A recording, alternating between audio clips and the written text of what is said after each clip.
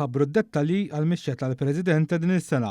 L-ewwel waħda għall-President Miriam Spiteri de Bono. Dan l-avveniment annwali b'risq il-Malta Community Chess Fund se jsir il-ħadd 17 ta' Novembru u bil-format l-antik ta' mixja singolari minn din il-Palazz ta' San Anton f'Ħattart sa Pjazza San George biżwiet il-Palazz tal-Gran Mastru fil-Belt Valletta. Waqt it-tnedija tħabbar li din il-mixja se tkun qed tibda fit-8:30 ta' filgħodu u fit-tmiema se jiġi organizzat festa familja fil-Belt b'attivitajiet tal-familja kollha.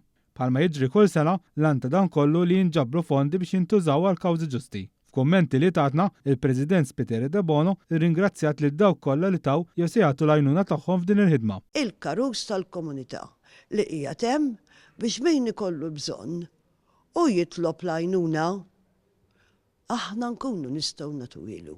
Mingħajr imma il-kontribut tal-poplu ma jkunx hemm x'inqasmu.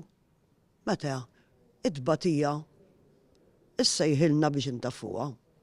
Għax jiena ħobb ngħid it-tbatija ssejjaħlek biex ittaffija. Dawk interessati li jieħdu sehem fil-mixja għandhom jirrikorru fl-uffiċini tal-Kunsilli Lokali kollha, fl-uffiċċju tal-Malta Community Chess Fund fil-Belt jew fil-Palazz ta' San Anton, inkella mill-istabilmenti tal-Eurosport li qed jissapportjaw l-attività. Mar-reġistrazzjoni tinġabar donazzjoni ta' 10 euro fejn jingħata flok biex intlipez dakinhar. Se jiġi provdut ukoll trasport b'xejn li kull min ikun bil-flok mit-trasport pubbliku, anke jekk ma jkollokx it-tal-linja kard. Dan kif spjegat ukoll iċ-chairperson tal-Malta Community Chess Fund Sina Buġejja. Donazzjoni ta' 10 euro ikun jista' jixtri t-t-shirt u dan ikun sabiħ li l-kol kemm aħna nkunu b'dan it-t-shirt ħalli anke nagħmlu din l-istampa sabiħa ta' dal-grupp kbir miexi bejn San Anton u l-Belt u ngħaddu messaġġ ukoll.